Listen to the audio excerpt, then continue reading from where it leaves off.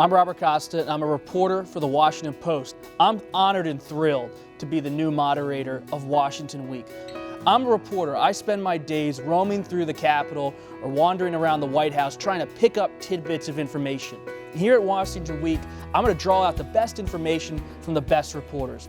I always just love being part of the news. Worked for my school paper in high school and in college for the school TV station. I got to intern for Charlie Rose on PBS when I was at Notre Dame, and that really taught me about television and how you can have a conversation around the table that really matters.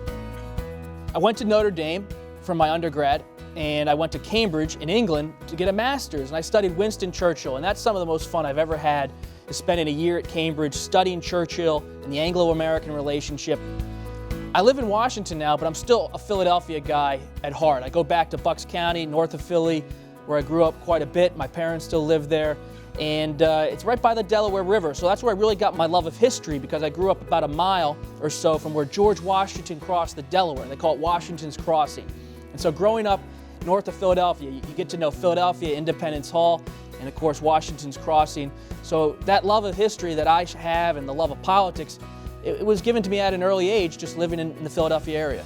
I just love learning new things, picking up information, listening, and trying to figure out how it all works, especially when it comes to national politics.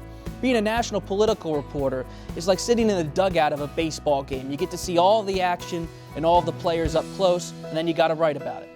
I save every audio file of every interview I do, because I think one day I'll write a big book about everything I've seen and heard, and so I have a stash that one day I'll share, maybe someday not so soon.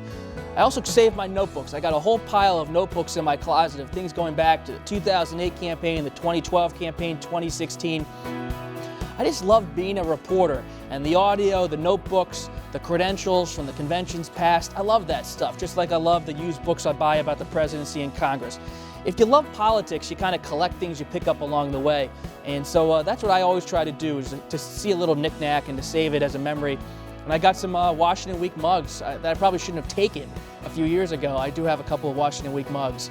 Maybe I'll bring them back at some point. Washington can be a ruthless place for reporters. Everybody's competing, everybody's staking out each and every event. But at Washington Week, that competition falls away on a Friday night. It's about a conversation. And it's a conversation we don't have enough as reporters during the week sometimes. But it's about what's actually happening. What do we know? Let's compare notes. As reporters, the best conversation you can always have is with your fellow reporters. I want to bring around this table my biggest rivals, the people I'm competing against each and every day, because they're the best reporters, and you want to talk to the best about what's happening in Washington. Everyone around the country deserves to know what the best reporters know in Washington. What are they really hearing from the lawmakers, from the officials inside of the White House? That's what we're going to do here at this table, as Washington Week has always done. You may not know it, but I actually started out as a music reporter in high school. I would get 2 tickets from a record company, go down to Philadelphia, and I'd cover John Mayer, Dave Matthews Band, the Grateful Dead. I'd interview them backstage, and I started to bring them to my high school for concerts. Even brought John Mayer to come play my prom. I've switched from music to politics, but it's the same thing sometimes. Covering music's a lot like covering politics. Sometimes you gotta listen to big egos, pay attention to everything, and just see where the music takes you. When I'm relaxing, I go to rock concerts. I go to Nationals games. I love sports and I love music. I love reading books. By far, one of my favorite things to do is to go to used bookstores and to find first edition books, nonfiction about presidents or presidential campaigns. I got a whole library in my apartment of all these books going back about Jimmy Carter and Ronald Reagan and Richard Nixon. The presidency fascinates me. Congress fascinates me. And I like the hardcover first editions. Maybe they're a little dusty, and I've got a pretty good collection. That's how I relax. Put on some Fish, some Grateful Dead, read a book about a presidential campaign, maybe Barry Goldwater in '64 or George McGovern in '72, put my feet up and read. I've had so many mentors to get to where I am right now, and I have so much to learn. Let me say, I'm going to be a moderator of Washington Week, but really it's just continuing to learn about politics and to be part of a conversation. I've had so many people along the way who have been helpful to me, teaching me about politics and history, but most importantly about how to do journalism right. Dan Balls of the Washington Post, Gwen Ifill, undoubtedly, and so many others have been helpful to me. I remember coming into WETA and I thought, This was special. This was Washington Week with Gwen Ifill. And there was no one who had more force of life, love, and joy for politics than Gwen.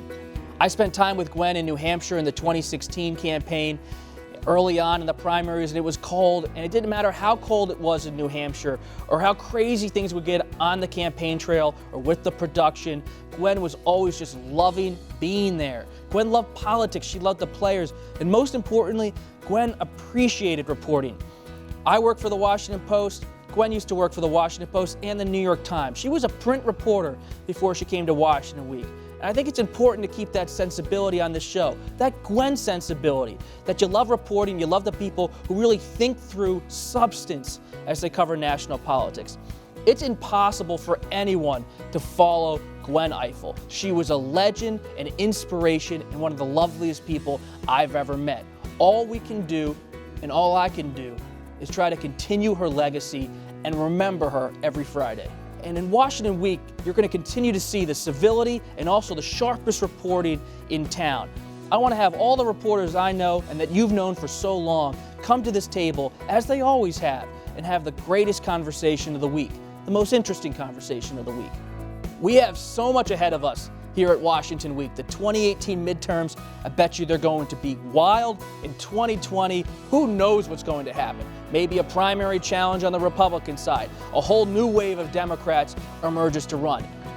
Every week, it's going to be a lot of fun to get the best reporters together and say, what's really happening? What can we expect next? Washington Week is a roundtable. It's a discussion. I want everybody to be involved and everybody to have a suggestion. This is going to be a lot of fun.